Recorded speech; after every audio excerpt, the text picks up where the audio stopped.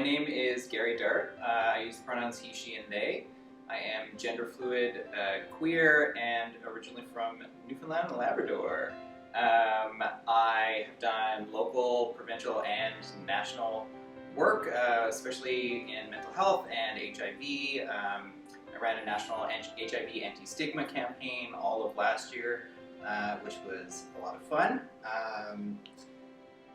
And I have a background in both biology, in psychology, particularly on access to healthcare for queer men, and I am currently doing a graduate certificate in advanced training in affirmative therapy for transgender communities at Widener University in Pennsylvania.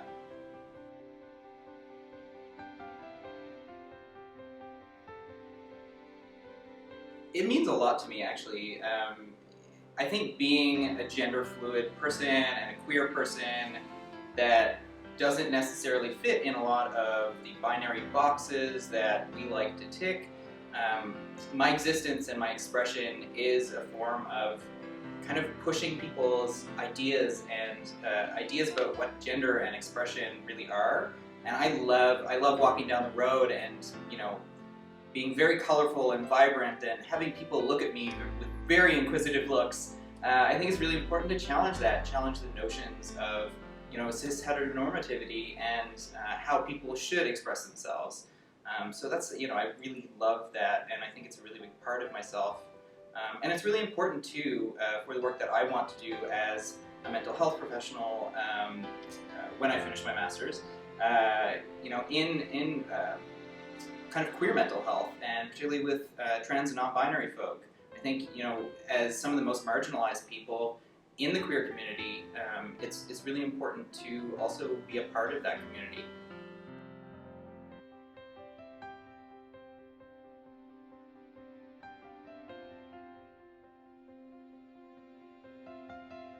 There's so many layers of stigma, some of which I definitely undergo, and some of which I have the privilege not to have happen to me. I'm not living with HIV, but I'm on PrEP. When we talk about my work at ACNS, a lot of people assume that I have HIV, or that I have certain health outcomes, or that I should or should not, or can or cannot access different services. And I think there's a lot of stigma, particularly surrounding HIV.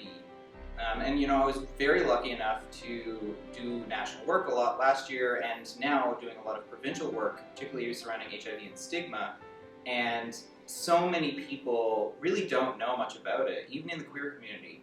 There's this kind of notion that, if you get HIV, you're going to die, and that's not the case. And I think it's really important to point out that when you're undetectable, you cannot transmit the virus. We call it U equals U, or undetectable equals untransmittable. And I think there's a lot of stigma surrounding not only that, but people not knowing that information. And even people living with HIV, a lot of them don't believe when you're undetectable you cannot transmit the virus, even though there's a huge scientific background to that. So that's one of the messages that I really, really talk a lot about and do educate a lot about over the past few years and in my current position. I think sex in general for so long has been just something we don't talk about. And I think as a really queer person that loves to talk about sex all the time, as not just my job, but about my personal life and about all of these things surrounding sexual health, it's so important. It's so important to educate people, educate our youth. Let's have a better education system. Let's talk about it. 'Cause we don't talk about it, it doesn't mean it doesn't exist or that it's going to go away. It just means that people are doing things that are probably unsafe. And for harm reduction purposes, we really need to have that education. We really need to talk about it. We need to talk about safe sex practices and, so many things surrounding that. So I'm clearly very passionate about it. And I think sexual health and sexual health education is extremely important.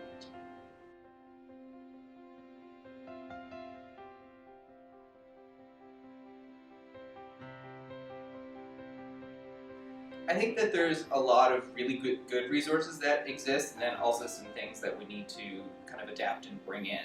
I think, definitely a shout out to the Halifax Sexual Health Center and the work that they do. They're amazing.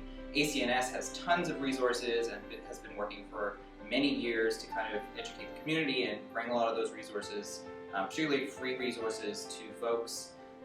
There is, South House, there's the Youth Project, so many really, really great organizations that do such good work. Now from the problems. There's a huge lack of funding for a lot of organizations, and there's a lot of stipulations with certain, like how we get funding and those sorts of things, which I'm not going to go into, but we really need more, better access to testing, more testing facilities. Why don't we have home testing kits and testing kits available at pharmacies? Why, the rapid test has been available in Canada for many years now, but you can't get it here, and if you can, at certain places you have to pay for it and it's not covered. We need to have a lot more accessible resources, STI testing, SCBBI testing, and just, again, going back to the education piece, it's so important. We need to have things accessible. And we can't just have things that are resources at certain sites. I think it's really important to have, particularly for rural folks, resources that they can access online, or home testing kits that they can have shipped to their house and they can just ship it back, so they don't have to drive 4 or 5 hours to come to Halifax to get tested, because a lot of people just won't do that, and that's not good for our sexual health either. So there's so many things that need to be done. And I think lastly, when it comes to a resource that I think is really important, is PrEP.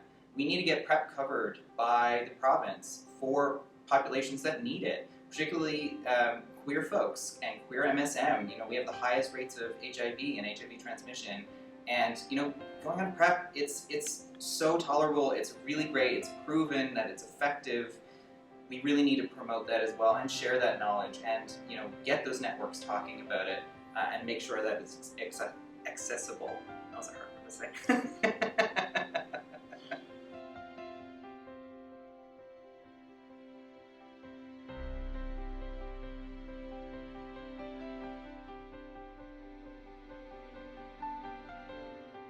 Oh my God, we could be here for days to talk about that. I think there's a huge interaction between mental health and sexual health, and from a psychological point of view, a lot of sexual health issues that people have, or identity issues, things like that we talk about all the time, they stem from mental health issues, and they're so interrelated.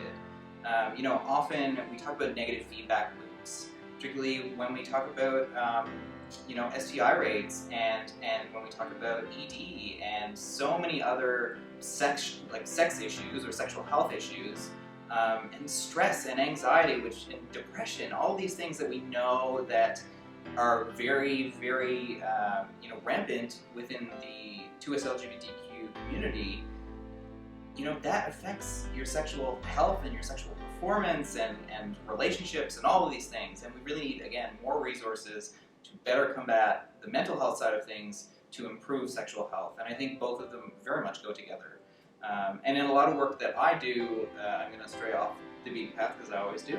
We really need to look at all facets of health. I talk about what we call the 5 facets of health. So sexual health, obviously, mental health, physical health, spiritual health, and emotional health. We really need to work on all of those to have a holistic point of view when we're talking about sexual health and mental health to really, make a larger difference. We can't just kind of pinpoint and do one thing here and one thing there. We need to work at all 5 to bring everything together and really make sure that our community has better health overall.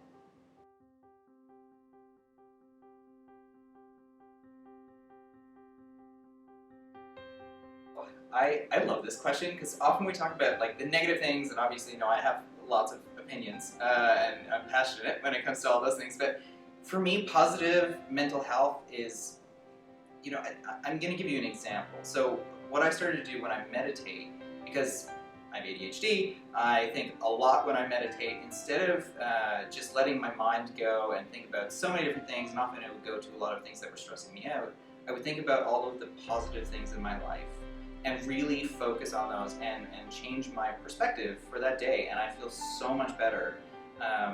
For me, positive mental health is spending time in nature, it's spending time with friends and connecting to those really good energies and just beautiful, wonderful people and nature. That's for me, that's what really, positive aspects of my mental health come from.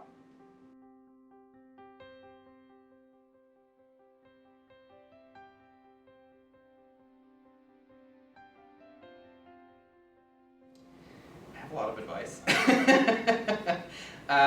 Wear whatever the heck you want, and be very proud of yourself and tell yourself you're beautiful every single day until you believe it, because you probably won't unless you do that, and it's really, really important to just be who you are and yeah, express yourself however you want, because that is really, really important in your life and your own happiness. Awesome. I'm Garry Dart, and I'm proud to be me.